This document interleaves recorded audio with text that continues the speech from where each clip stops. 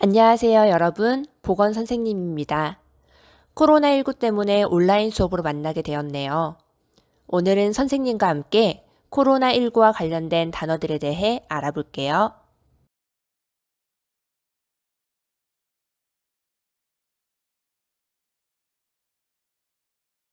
가장 중요한 코로나19.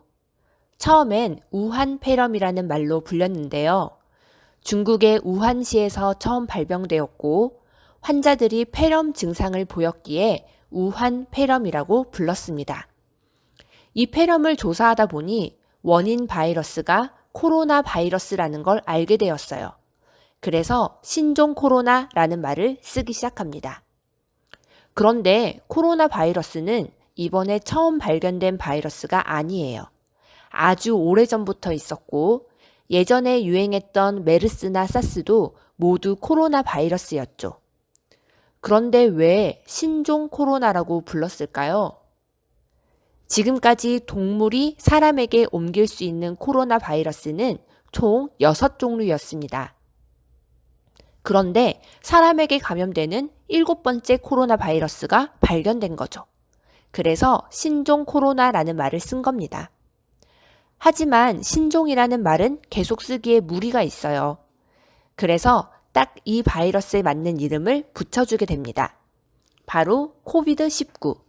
CO는 코로나의 앞글자에서, VI는 바이러스의 앞글자에서, 그리고 D는 질병을 뜻하는 disease의 앞글자에서 따오고 처음 발견된 2019년에 19를 딱 붙여준 거죠. 그래서 코로나 바이러스 감염증 19 또는 코비드19라고 부르게 된 거예요. 이번엔 팬데믹에 대해 알아볼까요? 보건이나 위생 문제에 대해 세계 여러 나라 사람들이 모여 회의하는 세계보건기구 WHO라는 곳이 있어요. 이 WHO에서 감염병의 심각 단계를 6단계로 나눠 놓았습니다. 1단계는 야생동물끼리만 감염돼서 인간에게는 아무런 해가 없는 단계. 2단계는 인간과 가까운 가축들에게도 감염이 되는 단계. 그리고 3단계부터 인간에게 전염이 시작되는 거예요.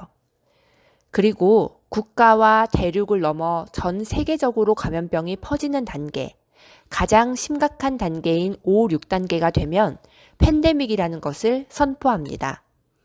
세계적으로 많은 사람들이 위험할 수 있으니 아주 조심해야 한다는 의미예요.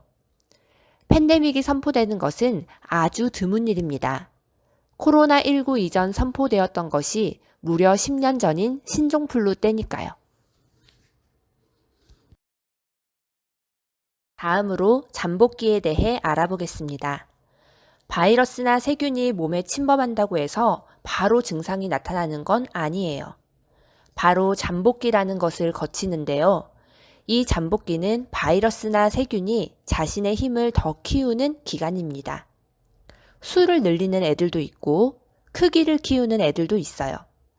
잠복기가 지나면 힘을 키운 바이러스나 세균이 몸을 공격해서 열이 나거나 기침이 나거나 설사를 하거나 다양한 증상이 나타나게 됩니다. 이번엔 비말 감염에 대해 알아볼게요. 코로나19는 비말을 통해 전염되는 질병이에요. 감기나 독감도 다 비말을 통해 전염되고요. 여러분이 기침을 하면 눈에 잘 보이지 않는 미세한 물방울들이 사방으로 날아가는데요. 무려 2m까지 날아갑니다. 문제는 이 비말에 바이러스가 붙어 있을 수 있다는 거예요. 코로나19에 걸린 사람이 콜록콜록 기침을 하면 이 비말이 2m나 날아가 다른 사람 코나 입으로 들어갈 수 있겠죠? 아니면 책상이나 손잡이에 붙어 있다가 다른 사람을 감염시킬 수도 있고요. 그래서 손 씻기나 기침 예절이 중요합니다. 기침할 땐 비말이 날아가지 않게 옷소매로 잘 가리고 손에 묻은 비말을 처리하기 위해 손도 잘 씻어야 해요.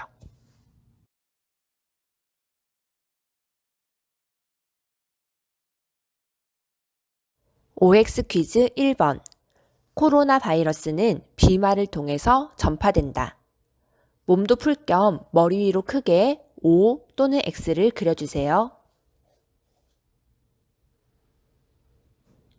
정답은 O입니다. 코로나 바이러스는 비말에 붙어 여러분이 기침할 때 분사되고 이 비말이 다른 사람을 감염시킵니다. OX 퀴즈 2번. 코로나 바이러스는 사람에게만 감염이 된다. 머리 위로 크게 O 또는 X를 그려주세요.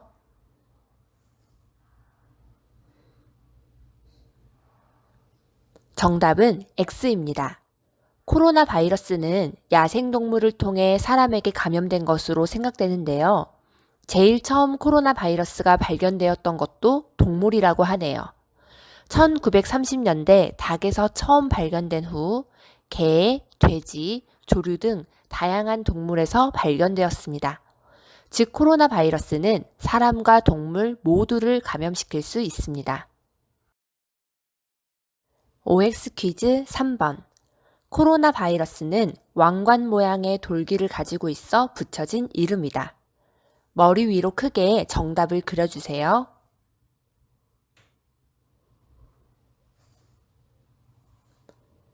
정답은 O입니다. 코로나 바이러스의 경우 현미경으로 관찰해보면 가장자리가 왕관이나 태양의 코로나를 연상시키는데요. 그래서 코로나 바이러스라는 이름을 얻게 되었습니다. 왼쪽 아래에 보이는 사진이 코로나 바이러스의 모습인데요. 가장자리가 태양계의 코로나, 왕관처럼 보이나요? 다음은 OX 퀴즈 4번. 코로나 바이러스는 감염되어도 사망하지 않는다. 여러분의 답을 머리 위로 크게 그려주세요.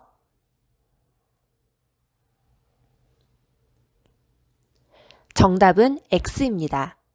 코로나 바이러스 감염으로 인한 국내 사망자가 4월 16일 기준 229명입니다. 코로나 바이러스로 인해 면역 체계가 파괴되거나 심한 폐렴 등의 증상으로 사망하는 사례가 많고 유럽이나 미국의 경우 더 심각한 상황입니다. 그래서 더더욱 예방에 힘을 쏟아야 합니다. 이번엔 초성 퀴즈를 풀어볼까요? 초성 퀴즈 1번. 세계적으로 전염병이 유행할 때 세계보건기구인 WHO에서 선포하는 경고 단계인데요. 코로나19로 선포된 이것은 무엇일까요?